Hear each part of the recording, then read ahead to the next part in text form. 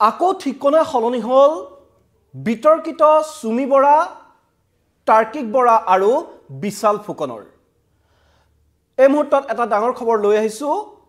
এই যি মহাপ্ৰবঞ্চক তিনিটা মহাপ্ৰবঞ্চক আছিল সুমি বৰা, বিশাল ফুকন আৰু তাৰ্কিক বৰা, তেওঁলোকৰ জেলৰ ঠিকনা সলনি হৈছে। নমস্কাৰ, মই মৃদুপৱনে স্বাগতম জনাইছো নিউজ 18 অসম নৰ্থ ইষ্টৰ ডিজিটেল লাইভলৈ। ইতিমধ্যে মই কৈছো যে আকৌ ঠিকনা সলনি হল সুমি, বিশাল আৰু তাৰ্কিকৰ। অনলাইন ট্ৰেডিং কেলেংকাৰীত জড়িত হৈ কোটি কোটি টকাৰ গৰাকী হৈছিল এই তিনি মহাপ্ৰবঞ্চক। বিভিন্নজনক লুণ্ঠন চলাই ধনৰ পাহাৰ গঢ়িছিল সুমি, বিশাল আৰু তাৰ্কিকে। অভিনেত্ৰী সুমি বৰা আৰু পাতিলোৱা ভায়েক বিশাল ফুকন আৰু সুমিৰ স্বামী তাৰ্কিক বৰা যথেষ্ট খ্যাতিসম্পন্ন ফটোগ্ৰাফাৰ আছিল, কিন্তু এই যি প্ৰবঞ্চনাৰ পাকচক্ৰত ভৰি দি নিজৰ খ্যাতি নিজৰ ভৰিৰে মোহাৰি এতিয়া জেলৰ আলহী হৈ আছে তাৰ্কিকো। আৰু সুমি বৰা, বিশাল ফুকন আৰু তাৰ্কিক দীৰ্ঘদিনে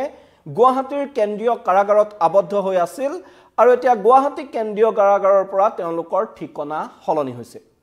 কাৰণ গুৱাহাটীত চিবিআইৰ যিকেইটা গোচৰ আছিল, যিকেইটা গোচৰ ৰুজু হৈছিল, সেইকেইটা গোচৰত ইতিমধ্যে জামিন লাভ কৰিছিল সুমি বৰাই। তাৰ পূৰ্বেই কিন্তু জামিন লাভ কৰিছিল তাৰ্কিক আৰু বিশাল ফুকনে। কেৱল মাত্ৰ দুটা গোচৰত এতিয়া তেওঁলোকে জামিন লাভ কৰিবলৈ বাকী আছে আৰু সেইবাবেই তেওঁলোকৰ ঠিকনা সলনি হৈছে। সুমি, বিশাল আৰু তাৰ্কিক বৰা গুৱাহাটী কাৰাগাৰৰ পৰা স্থানান্তৰ কৰা হৈছে। 12 ছেপ্টেম্বৰত গ্ৰেপ্তাৰ হৈছিল সুমি বৰা আৰু তাৰ্কিক বৰা। বিগত বৰ্ষৰ 2024 চনৰ 12 ছেপ্টেম্বৰত গ্ৰেপ্তাৰ কৰা হৈছিল সুমি বৰা আৰু তাৰ্কিক বৰাক। আৰু তেতিয়াৰ পৰা তেওঁলোকক গুৱাহাটী কেন্দ্ৰীয় কাৰাগাৰলৈ লৈ যোৱা হ'ল আৰু গুৱাহাটী কেন্দ্ৰীয় কাৰাগাৰতে দীৰ্ঘদিনে তেওঁলোক বন্দী হৈ আছিল। আৰু ডিব্ৰুগড়ৰ বৰবৰুৱা আৰু দুলিয়াজান থানাৰ গোচৰত তেওঁলোকে কিন্তু এতিয়ালৈকে দুটা গোচৰত জামিন লাভ কৰা নাই। গুৱাহাটীৰ যিসমূহ গোচৰ আছিল সেই গোচৰত শেহতীয়াকৈ জামিন লাভ কৰিবলৈ সক্ষম হৈছিল তিনিওজন অভিযুক্ত। আৰু এই তিনি মহাপ্ৰবঞ্চনাৰ যি অভিযুক্ত সুমি বৰা, বিশাল ফুকন আৰু তাৰ্কিক বৰা, তেওঁলোকে কিন্তু এতিয়াও দুটাকৈ গোচৰত জামিন লাভ কৰা নাই। সেই গোচৰ দুটা হৈছে ডিব্ৰুগড়ৰ বৰবৰুৱা থানা আৰু দুলিয়াজান থানাৰ দুটা গোচৰ। আৰু বৰবৰুৱা থানাৰ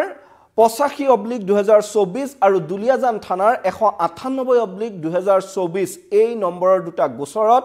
শুনানিৰ বাবে এতিয়া ডিব্ৰুগড়লৈ লৈ যোৱা হৈছে সুমি বৰা, বিশাল ফুকন আৰু তাৰ্কিক বৰাক। আৰু ইতিমধ্যে সুমি বৰা আৰু বিশাল ফুকনক লৈ যোৱা হৈছে ইয়াৰ পৰা সুমি বৰা আৰু বিশাল ফুকনক ইতিমধ্যে লৈ যোৱা হৈছে ডিব্ৰুগড়ৰ কাৰাগাৰলৈ। এতিয়া তেওঁলোকৰ নতুন ঠিকনা হ'ব ডিব্ৰুগড় কাৰাগাৰ। ডিব্ৰুগড় কাৰাগাৰত তেওঁলোকক ৰখা হ'ব আৰু ডিব্ৰুগড়ত এই যি দুলিয়াজান থানা আৰু ডিব্ৰুগড়ৰ বৰবৰুৱা থানাৰ দুটা গোচৰ, সেই দুটা গোচৰৰ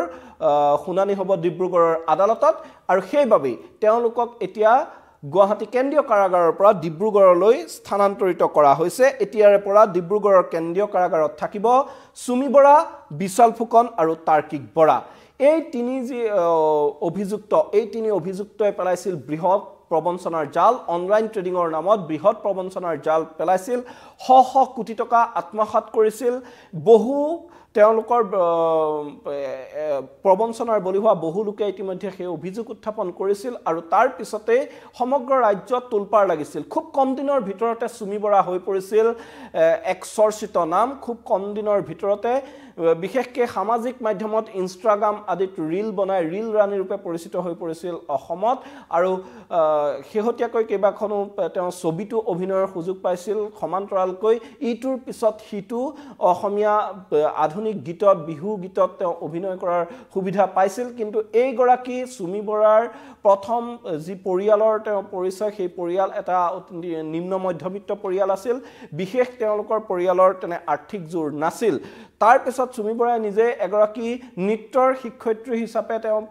কেৰিয়াৰ আৰম্ভ কৰিছিল আৰু নৃত্যৰ শিক্ষয়িত্ৰী হিচাপে কেৰিয়াৰ আৰম্ভ কৰি দুই এটা ভিডিঅ'ত তেওঁ অভিনয় কৰিছিল কিন্তু হঠাৎ তেওঁৰ হাতলৈ আহিছিল আল্লাউদ্দিনৰ চাকি আৰু তেওঁৰ পাতি লোৱা ভায়েক বিশাল ফুকন হৈ পৰিছিল যেন সেই আল্লাউদ্দিনৰ চাকিৰ ভূতটো বিশাল ফুকন আৰু চুমি বৰাই মিলি পেলাইছিল এই প্ৰবঞ্চনাৰ জাল আৰু বহুজনক এই প্ৰবঞ্চনাত তেওঁলোকে ভৰি দিবলৈ বাধ্য কৰাইছিল আৰু লাহে লাহে যেহেতু সাংস্কৃতিক জগতখনত চুমি বৰাৰ নাম হৈ গৈছিল আৰু বিশাল ফুকনে বিভিন্ন সংগীত বিভিন্ন সিনেমাত তেওঁ প্ৰযোজনা কৰিছিল আৰু সেই সূত্ৰেই তাত অভিনয়ৰ সুযোগ পাইছিল চুমি বৰাই আৰু লাহে লাহে চুমি বৰা এটা পৰিচিত নাম হৈ পৰিছিল আৰু চুমি বৰাৰ যি বিলাসী জীৱন কটাবলৈ লৈছিল সেই ঘটনাই সকলোকে হতবাক কৰিছিল এক প্ৰকাৰ অসমীয়া চলচ্চিত্ৰ জগতৰ দীৰ্ঘদিনৰ সেলিব্ৰিটি সকলে যেনে ধৰণৰ জীৱনশৈলী তেওঁলোকৰ তাক চেৰাই গৈ বহু গুণ চেৰাই গৈ দাক্ষিণাত্য অথবা বলিউডৰ যি সিনেমাৰ এক্টৰ এক্ট্ৰেছ আছে তেওঁলোকৰ দৰে এক বিলাসী জীৱন কটাবলৈ আৰম্ভ কৰিছিল সমান্তৰালকৈ চৰ্চালৈ আহিছিল চুমি বৰা আৰু তাৰ্কিক বৰাৰ যি বিলাসী বিবাহ সম্পন্ন হৈছিল সেই বিবাহক লৈ আৰু লাখ টকীয়া টেডি বিয়াৰ বিশাল ফুকনে চুমিক উপহাৰ দিছিল কোটি টকীয়া আঙঠি উপহাৰ পাইছিল এনে ধৰণৰ ঘটনাবোৰ যেতিয়া তেওঁলোকৰ এই কেলেংকাৰী পোহৰলৈ আহিল তাৰ পিছত বিশেষকৈ চৰ্চালৈ আহিল আৰু এই সমগ্ৰ যি ট্ৰেডিং কেলেংকাৰী ইটোৰ পিছত সিটো ডিবি ষ্টকৰ ট্ৰেডিং কেলেংকাৰী প্ৰথমতে পোহৰলৈ অহাৰ পিছতে ইটোৰ পিছত সিটো ৰাজ্যত ট্ৰেডিং কেলেংকাৰী পোহৰলৈ আহিছিল আৰু এই সকলো ট্ৰেডিং কেলেংকাৰীৰ গোচৰৰ তদন্ত কৰিবলৈ দিয়া হৈছিল সিবিআই আৰু সিবিআই তদন্ত আগবঢ়াই নি ইতিমধ্যে এই গোচৰসমূহৰ চাৰ্জশ্বিটো দাখিল কৰিছিল তাৰ পিছত কিন্তু ৰহস্যজনকভাৱে চুমি বৰা বিশাল ফুকন তাৰ্কিক বৰা তিনিওজনেই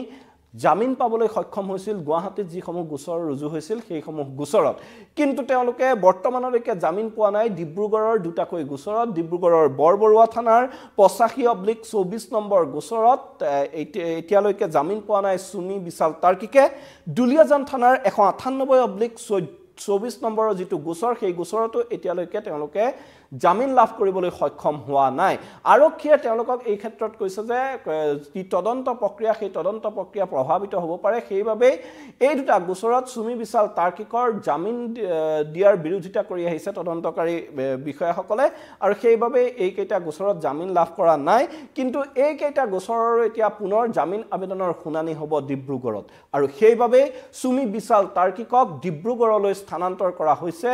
গুৱাহাটী কেন্দ্ৰীয় কাৰাগাৰৰ বাবে আৰু সেইভাবে এতিয়া চুমি বিশাল তাৰ্কিকৰ ঠিকনা সলনি হৈছে ঠিকনা সলনি হৈ এতিয়া গুৱাহাটীৰ পৰিৱৰ্তে এই তিনি মহাপ্ৰবঞ্চকৰ এতিয়া ঠিকনা হ'ব ডিব্ৰুগড় কেন্দ্ৰীয় কাৰাগাৰ আৰু ইতিমধ্যে সিবিআই অন্তিমটো গোচৰত গুৱাহাটী উচ্চতম ন্যায়ালয়ে চুমি বৰাৰ জামিন মঞ্জুৰ কৰিছিলে তাৰ লগে লগে যেন এক প্ৰকাৰ লাহে লাহে মুকলি আকাশৰ তললৈ অহাৰ পথ তেওঁলোকৰ বাবে সুচল হৈ আহিছে এতিয়া যদি এই ডিব্ৰুগড়ৰ যি দুটা গোচৰ আছে এই দুটা গোচৰত তেওঁলোকে জামিন লাভ কৰিবলৈ সক্ষম হয় তেতিয়াহ'লে তেওঁলোকৰ মুকলি আকাশৰ তললৈ অহাৰ পথ স্পষ্ট হ'ব আৰু যদিও সিবিআইৰ গোচৰত তেওঁলোকে জামিন পাইছিলে এই ডিব্ৰুগড়ৰ দুটা গোচৰত তেওঁলোকে জামিন নোপোৱাৰ বাবে দীৰ্ঘদিনে তেওঁলোকে জেলতেই থাকিবলগীয়া হৈছে এই হাড় কপোৱা হিতটো এতিয়া কাৰাগাৰতে সময় কটাবলগীয়া হৈছে চুমি বৰাই বিলাসী জীৱন কটোৱা চুমি বৰা এতিয়া কাৰাগাৰতে এই হাড় কপোৱা হিতটো থাকিব লগা হৈছে আৰু এইখিনিতে কিন্তু এটা কথা অতিকৈ উল্লেখযোগ্য যে এই যি ৰাজ্যত খলকনিৰ সৃষ্টি কৰা ট্ৰেডিং কেলেংকাৰী এই ট্ৰেডিং কেলেংকাৰীক লৈ যিমান হৈছৈ হ'ল যিমান চৰ্চা চলিলে বহু লোক সৰ্বশান্ত হ'ল হাজাৰ হাজাৰ কোটি টকা এই প্ৰবঞ্চক খিনিয়ে লুণ্ঠন কৰি লৈ গ'ল তাৰ পিছত কিন্তু ইটোৰ পিছত হিটো অভিযুক্তই মূল অভিযুক্তই জামিন লাভ কৰিবলৈ সক্ষম হৈছে যে ৰঞ্জিত কাকতি আছিল ৰঞ্জিত কাকতি ইতিমধ্যে জামিন লাভ কৰি মুকলি আকাশৰ তললৈ আহিছে ডিবি ষ্টকৰ যিগৰাকী অন্যতম অভিযুক্ত মনালিসাও ইতিমধ্যে মুকলি আকাশৰ তললৈ আহিছে সমান্তৰালকৈ স্বপ্ননীল ইতিমধ্যে মুকলি আকাশৰ তললৈ আহিছে কাৰাগাৰৰ পৰা ওলাই অহা দিনাখন বিলাসী গাড়ীত যিদৰে তেওঁ এগৰাকী সেলিব্ৰিটিৰ দৰে মুকলি হৈ আহিছে এই কথাবোৰে কিন্তু এই সমগ্ৰ ৰাজ্য কপোৱা ট্ৰেডিং কেলেংকাৰীৰ গোচৰৰ তদন্ত কোন দিশে গতি কৰিছে তাক লৈ ৰাজ্যক সন্দিহান কৰিছে যে সিবিআই তদন্ত ঘোষণা হ'ল আৰক্ষীয়ে প্ৰথম অৱস্থাত তদন্ত আগবঢ়াই নিলে অসম আৰক্ষীৰ তদন্তৰ সময়তে ইজনৰ পিছত সিজনক গ্ৰেপ্তাৰ কৰা হ'ল সকলোকে জেললৈ প্ৰেৰণ কৰা হ'ল তাৰ পিছত চৰকাৰে যে CBIক এই সমগ্ৰ গোচৰটোৰ তদন্তৰ দায়িত্বভাৰ অৰ্পণ কৰিলে সেইখিনিতে ক'বাত কেনা লাগিল নেকি সেইখিনিৰ পৰাই কিবা তদন্তৰ গতি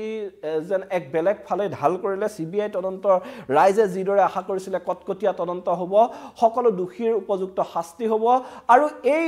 যিসকল প্ৰবঞ্চক আছে এই প্ৰবঞ্চকৰ তাত কোনে কেনে ধৰণে ধন বিনিয়োগ কৰিছিলে সেই দিশৰ কিন্তু তদন্ত এই মুহূৰ্তলৈকে হোৱা পৰিলক্ষিত হোৱা নাই যিহেতু ইয়াত শ কোটি টকা বিনিয়োগ কৰা হৈছিল এজন লোকে 100 কোটি টকা 80 কোটি টকা 90 কোটি টকা 60 কোটি টকা এনে ধৰণৰ বৃহৎ পৰিমাণৰ ধনৰাশি ইয়াত বিনিয়োগ কৰিছিল এই ধনবোৰ বিনিয়োগকাৰীয়ে ক'ৰ পৰা লাভ কৰিছিল এটা কথা ঠিক যে ইয়াত কিছু সংখ্যক সাধাৰণ লোকে ঘৰ মাটি বিক্ৰী কৰি মাটি ভিটি বিক্ৰী কৰি ইয়াত টকা লগাইছিল তেওঁলোকৰ কিন্তু ধনৰ পৰিমাণ 5 লাখ 2 লাখ 3 লাখ তেনে ধৰণৰ কিন্তু তাৰ পৰিৱৰ্তে কিছু সংখ্যক লোকে ইয়াত শ কোটি টকা বিনিয়োগ কৰিছিল এজন লোকে 80 কোটি টকা 60 কোটি টকা 90 কোটি টকা বিনিয়োগ কৰিছিল বুলি অভিযোগ উঠিছিল কিন্তু এই সকল বিনিয়োগকাৰী কোন আছিল এই সকল বিনিয়োগকাৰী ধনৰ উৎস প্ৰকৃততে কি আছিল তাৰ কিন্তু এই মুহূৰ্তলৈকে তদন্ত হোৱা নাই তাৰ কিন্তু প্ৰকৃত তদন্ত CBI কৰা দেখা নগল তাৰ পৰিৱৰ্তে এই যি সকল অভিযুক্ত আছে সেই প্ৰতিজন অভিযুক্তই আইনী খুৰুঙাৰে এতিয়া মুকলি আকাশৰ তললৈ ওলাই আহিছে আৰু সেইভাবে এতিয়া স্বাভাৱিকতে প্ৰশ্নৰ সৃষ্টি হৈছে যে এই যে ডিব্ৰুগড়ৰ দুটা গোচৰত জামিন লাভ কৰিবলৈ বাকি আছে সুমি বিশাল তাৰ্কিকে এতিয়া ডিব্ৰুগড়লৈ যেহেতু তেওঁলোকক স্থানান্তৰ কৰা হৈছে শুনানি হ'ব আৰু সেই শুনানিত আইনৰ সুৰক্ষাৰে পুনৰ মুকলি আকাশৰ তললৈ ওলাই আহিব নেকি এই কেইটা মূল অভিযুক্ত আৰু এই সমগ্ৰ যি তদন্ত প্ৰক্ৰিয়া এই সমগ্ৰ তদন্ত প্ৰক্ৰিয়া এক প্ৰকাৰ বুমেৰাং হ'বগে নেকি যেহেতু ইটোৰ পিছত হিটো মূল অভিযুক্তই আৰক্ষীৰ হোপাঢিলা নীতিৰ বাবে জামিন লাভ কৰিবলৈ সক্ষম হৈছে তাৰ পিছতে কিন্তু এই প্ৰশ্ন এতিয়া সচেতন মহলৰ মন মগজুক জোকাৰি গৈছে কাৰণ কোনে কোনে এই যি প্ৰবঞ্চক চক্ৰটো আছিল এই প্ৰবঞ্চক চক্ৰবোৰৰ ওচৰত ধন বিনিয়োগ কৰিছিল নিশ্চয়কৈ এজন লোকে যদি ইয়াত 80 কোটি 90 কোটি টকা 100 কোটি টকা বিনিয়োগ কৰিছিল 60 কোটি টকা বিনিয়োগ কৰিছিল সেই ধনৰ উৎস প্ৰকৃততে কি প্ৰকৃততে কোনো লোকে নিজৰ কোলা ধন বগা কৰিবলৈ এনে ধৰণৰ ট্ৰেডিং যি সমূহ এজেন্সি আছিল তেওঁলোকক ব্যৱহাৰ কৰিছিল নেকি এই কোলা ধন ইয়াত কোনে কোনে বিনিয়োগ কৰিছিল সেই ঘটনাবোৰৰ কিয় তদন্ত ক্ষিপ্ৰ গতিত কৰা হোৱা নাই বা তদন্তকাৰী সংস্থা তথা আৰক্ষীয়ে এই ধৰণৰ বিষয়বোৰ তদন্ত কৰাত কিয় গুৰুত্ব প্ৰদান কৰা নাই সেইটো কিন্তু এই মুহূৰ্তত এটা জটিল প্ৰশ্ন কিন্তু তাৰ মাজতে আজি এতিয়া ঠিকনা সলনি কৰা হৈছে সুমি বৰা বিশাল ফুকন আৰু তাৰ্কিক বৰাৰ তেওঁলোকক গুৱাহাটীৰ কেন্দ্ৰীয় কাৰাগাৰৰ পৰা ডিব্ৰুগড় কাৰাগাৰলৈ স্থানান্তৰ কৰা হৈছে ডিব্ৰুগড়ত এতিয়া যি ডিব্ৰুগড়ৰ বৰবৰুৱা থানা আৰু দুলিয়াজান থানাৰ দুটা গোচৰ সেই দুটা গোচৰৰ জামিন আবেদনৰ শুনানি হ'ব আৰু হয়তো এই দুটা গোচৰত জামিন লাভ কৰিলে শীঘ্ৰে মুকলি আকাশৰ তললৈ ওলাই অহাৰ পথ প্ৰশস্ত হ'ব ৰাজ্যত বিয়াগুম ট্ৰেডিং কেলেংকাৰীৰ অন্যতম মূল অভিযুক্ত সুমি বৰা বিশাল ফুকন আৰু তাৰ্কিক বৰাৰ ধন্যবাদ